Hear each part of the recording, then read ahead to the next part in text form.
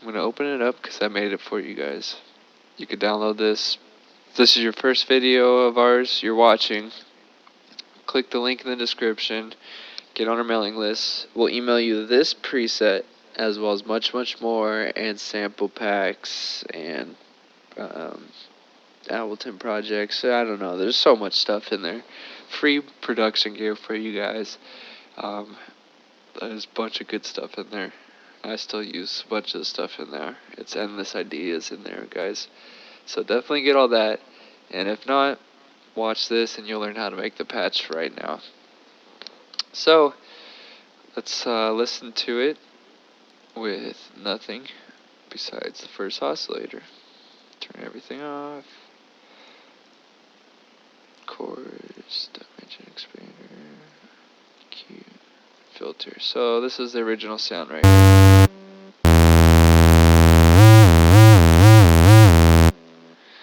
And all that is I put the macro on the pitch right here up 5. So now when I move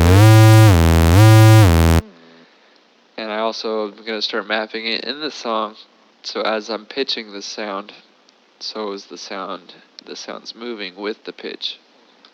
So all I did, normal oscillator, I went from saw to square.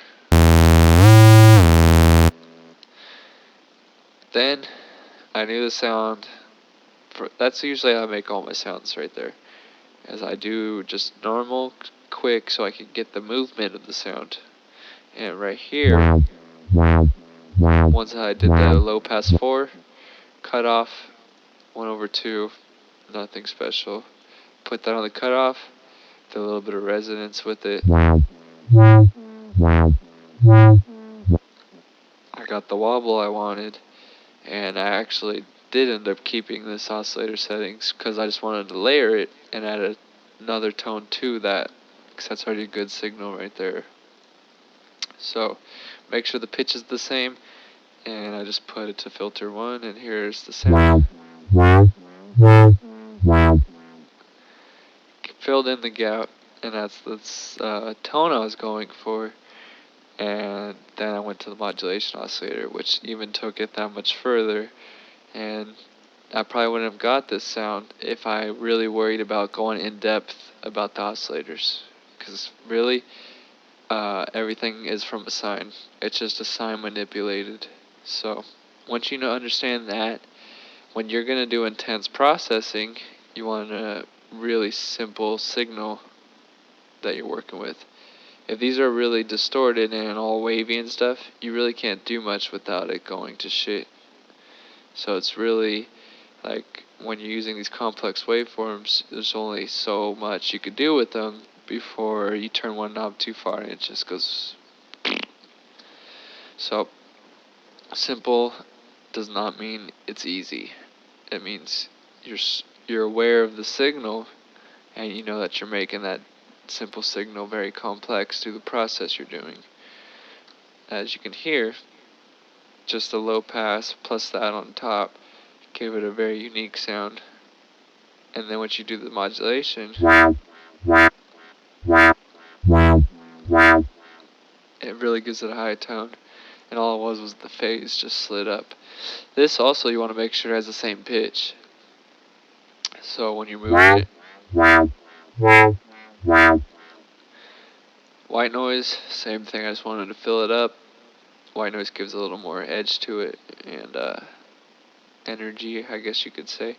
So I just modulated the amp.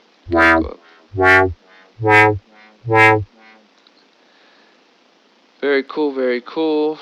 The clip gave a great distortion. And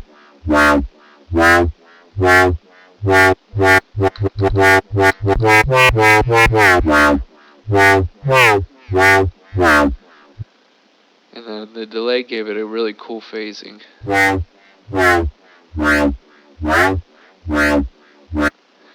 that you could change. It just depends on what you were going for and what sounds good for the song you're working on. This will probably change time to time per song, as well as some of these parameters, because not every song's the same. After that, I went into the voicing. Well, make sure this is on restart via gate. Trigger that. And if you want to do outside pitching, match it to this, or do whatever you want to do, because you could pitch inside the envelope outside of this program and modulate it that way too. But for this, we're sticking to the massive settings. So pan position, opened it a little bit, and then modulated it a little bit further when we move the pitch, so it's opening as the pitch is higher. Routing, normal, global, normal. You go to your effects, the chorus gives it more dynamics and higher end on the sides. Dimension expander, same thing, it's going to open it up. And the dimension of the speakers, it's going to expand.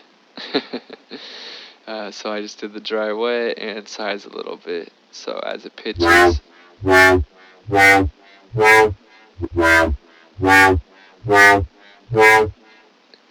obviously if you want it wobbling harder, or even harder,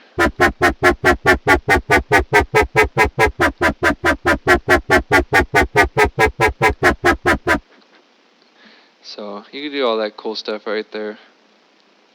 That's the patch for you guys. Oh, one last thing, the EQ, very important. Sorry. Low shelf down, modulate the boost, frequency slide, slide, whatever you want to call it, and the high shelf up a little bit. But I modulated these, so